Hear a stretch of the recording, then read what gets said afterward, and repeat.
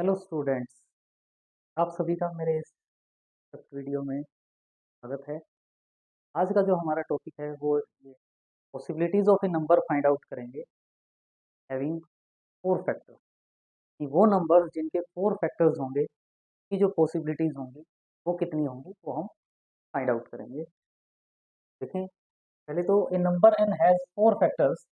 अगर किसी नंबर के फोर फैक्टर्स हैं तो क्या क्या पॉसिबिलिटीज हो सकती हैं। N is equal to p cube, prime cube, यानी अगर कोई नंबर प्राइम क्यूब है तो ही उसके फोर फैक्टर्स हो सकते हैं। जैसे अगर पी प्राइम नंबर है तो जो पी क्यूब के फैक्टर्स होते हैं, पी क्यूब के फैक्टर्स वो क्या होंगे? One, P, P square and P cube. यानी अगर कोई नंबर परफेक्ट क्यूब है और प्राइम नंबर का क्यूब है तो उसके जो फोर फैक्टर्स होंगे one, P, P square and P. यानी केवल ये पॉसिबिलिटी होगी कि अगर वो प्राइम क्यूब है तो फोर फैक्टर्स होंगे। या पॉसिबिलिटी क्या हो सकती है? n is equal to p1 into p2। p1 and p2 are distinct primes. यानी अगर n p1 इंटू p2 है और p1 और p2 डिस्टिंक्ट प्राइम्स हैं उस केस में भी देखें फैक्टर्स क्या होंगे? One, p1, p2, p1 and p2, four factors होंगे। यानी अगर किसी नंबर के फोर फैक्टर्स हैं तो उसकी केवल टू पॉसिबिलिटीज होंगी, या तो वो प्राइम क्यूब होगा या वो product of two distinct primes होगा, तभी उस नंबर के फोर फैक्टर्स हो सकते हैं। इससे रिलेटेड जो क्वेश्चन है देखें, इस क्वेश्चन में क्या कहा गया है कि n is a natural number which has four factors n lying between 10 and 70, then how many values of n are possible। n की ऐसी कौन सी वैल्यूज पॉसिबल होंगी? इसके लिए देखें फोर फैक्टर्स हैं, तो फोर फैक्टर्स के केस में हमें पता है एक तो n जो है वो क्या हो सकता है? p cube, prime cube. और प्राइम क्यूब में हमें पता है prime number 2, 3, 5, 7 and so on है। लेकिन अगर मैं टू क्यूब सॉल्व करता हूँ, टू क्यूब, तो वो क्या हो जाएगा? 8। लेकिन 8 जो है वो 10 और 70 की रेंज में नहीं आता, तो इसका मतलब हम यहाँ टू क्यूब की पॉसिबिलिटी नहीं लेंगे। यानी अगर मैं थ्री क्यूब कहता हूँ, थ्री क्यूब क्या हो जाएगा? 27, 27 इस रेंज में हो। फाइव क्यूब क्या होगा? 125, 125 आउट ऑफ रेंज चला जाएगा। तो इसका मतलब 10 और 70 के बिटवीन केवल एक नंबर ऐसा होगा थ्री क्यूब जिसके हमारे पास फोर फैक्टर्स होंगे। सेकंड जो पॉसिबिलिटी है n क्या हो सकता है? Product of two distinct primes. n is equal to क्या हो सकता है?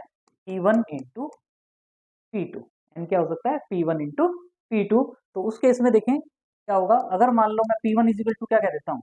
2, p1 इज इक्वल टू 2, तो जो सेकंड प्राइम है p2 उसकी पॉसिबिलिटीज क्या हो सकती हैं? 3, 5, 7, 11, 13, 17, 19 एंड सो ऑन। लेकिन देखें क्या क्या होंगी? 2 इंटू थ्री अगर मैं कहता हूँ, 2 इंटू थ्री, 2 इंटू थ्री क्या हो जाएगा? 6। लेकिन 6 यहाँ नहीं आता। 2 इंटू फाइव 10, 10 भी इस रेंज में नहीं है। क्या होगा? 2 इंटू सेवन,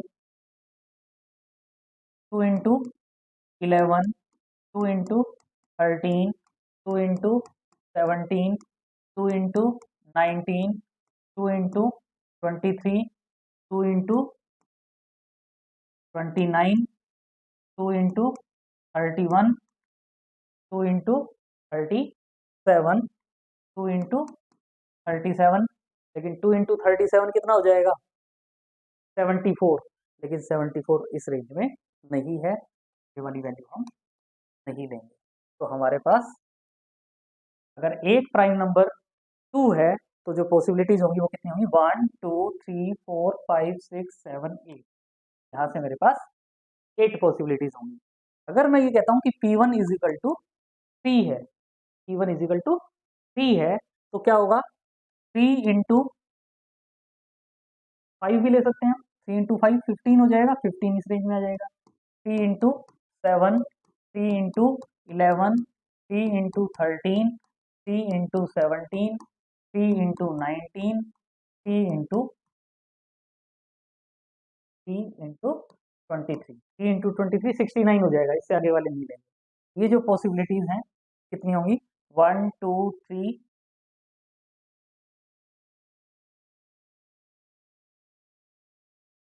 1 2 3 4 5 6 7 7 पॉसिबिलिटीज ये आ जाएंगी।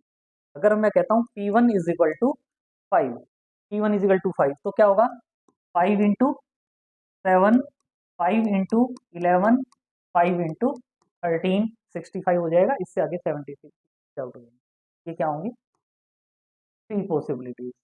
अगर मैं कहता हूँ P1 इज इक्वल टू 7 तो 7 इंटू मुझे क्या लेना होगा 11, 7 इंटू 11 77 हो जाएगा, आउट ऑफ रेंज चला जाएगा।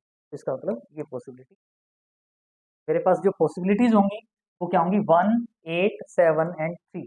तो जो टोटल पॉसिबिलिटीज होंगी, टोटल पॉसिबिलिटीज वो कितनी हो जाएंगी 1 प्लस 8 प्लस 7 प्लस 3 यानी 19 पॉसिबिलिटी। इसका मतलब यानी 10 एंड 70 के बीच में 19 नंबर ऐसे होंगे जिनके अगर हम number of factors find out करते हैं तो वो नंबर ऑफ फैक्टर्स 4 होंगे।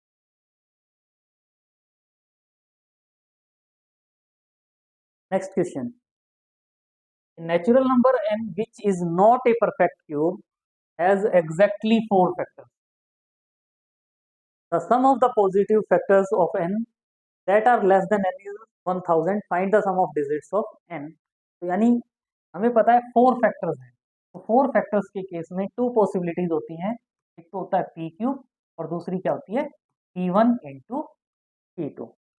दूसरी जो पॉसिबिलिटी है वो क्या होती है P1 into P2।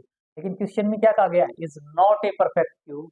Is not a perfect cube मतलब ये वाली पॉसिबिलिटी नहीं होगी। इसका मतलब मेरे पास यहाँ n इज इक्वल टू क्या होगा P1 इंटू P2। एन की वैल्यू क्या होगी P1 इंटू P2 और इसके फैक्टर्स आपको पता है क्या क्या होंगे 1 P1 P2 and P1 into P2। आगे क्या कहा गया sum of the positive factors of n that are less than n। मतलब ये n है, इसको छोड़ दें, ये जो फैक्टर्स हैं 1 P1 और P2 इनका जो सम है वो क्या गिवन है 1000। तो कह रहा है कि जो n की वैल्यू होगी उसकी डिजिट्स का सम फाइंड आउट करें कि सम ऑफ डिजिट्स क्या होगा। तो यहाँ से देख रहे हैं 1 माइनस में हो जाएगा P1 plus P2 is equal to 999 आ जाएगा। और ये आप देख रहे हो ये क्या है odd number. Sum of two number is odd number. वो पॉसिबिलिटी केवल तभी होती है जब एक इवन नंबर हो और एक ऑड नंबर हो। Even plus odd odd number होगा। और P1 और P2 हमें पता है यहाँ क्या है प्राइम नंबर्स, और P1 और P2 प्राइम नंबर्स हैं और हमें पता है 2 is the only even prime number. Even prime numbers में केवल 2 ही ऐसा नंबर है जो प्राइम है। तो इसका मतलब एक वैल्यू मुझे पता चल गई 2 प्लस क्या रह जाएगा P2 is equal to 999। P2 is equal to क्या हो जाएगा 999 माइनस 2 997। और 997 भी आपको पता है क्या होता है प्राइम नंबर। तो इसका मतलब n इज इक्वल टू मेरे पास क्या होगा 2 इंटू 997 P1 इंटू P2 तो मल्टीप्लाई करेंगे तो 1000 में 3 लेस है, 2 से मल्टीप्लाई करेंगे तो 2000 में 6 लेस हो जाएगा 1994 ये वैल्यू आ जाएगी।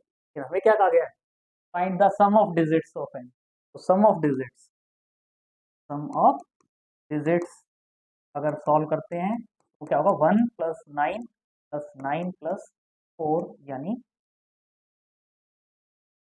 23 इसका आंसर आ जाएगा। Okay, thanks for watching.